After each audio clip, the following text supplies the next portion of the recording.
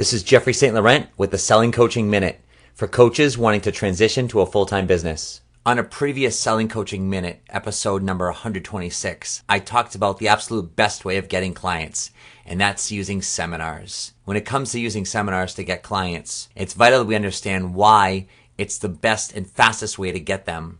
Never underestimate the power of a live event and how it leads to new clients. It warps the process from point of meeting them to the point where they become your client, because in that amount of time that where they're listening to you, they can start to see how you work, what you do, and they can start to see themselves working with you through your information and how you can help them. Now, there's some specific ways and techniques you can use while you're giving the seminars to increase your odds of getting clients.